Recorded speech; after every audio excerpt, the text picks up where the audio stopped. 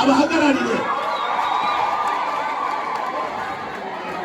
Kuko Imana yakunze abari mu isi cyane, nicyo cyatumye itanga umwana wayo w'ikinege kugira ngo umwizera wese ataribuka ahubwo ahabwe ubugingo buhoraho.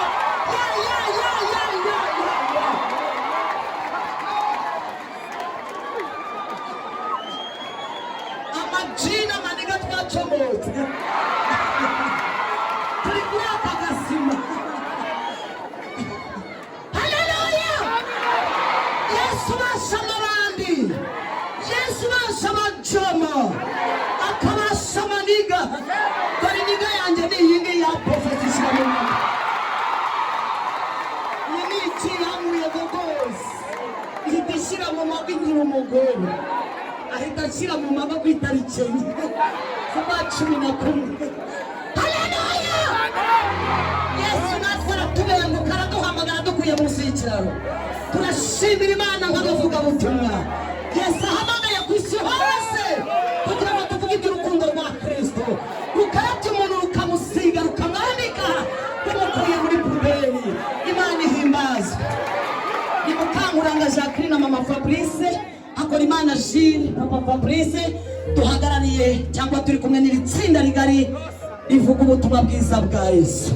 Turi abadeperi duturuka ku itorero rya Rubonobono paruwasi yacu ni Gasave, mu rwambariro rw'abera. Turacyari kurimba kugira ngo tuzafate ikintu. Ndagira ngo mbere ku mugabo wundi tugiye kwakira no. Haleluya! Uwo tugiye kwakira nta wundi, mwahoze mumubona mu kanya, bamuhereze igikoresho cye, hanyuma nawe noneho abasuhuze akoresheje injyana ye. Injyana ye.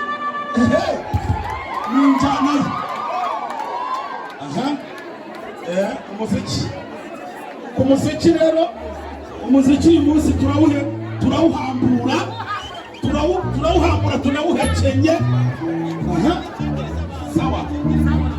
Bikingiriza abantu. Negeranya.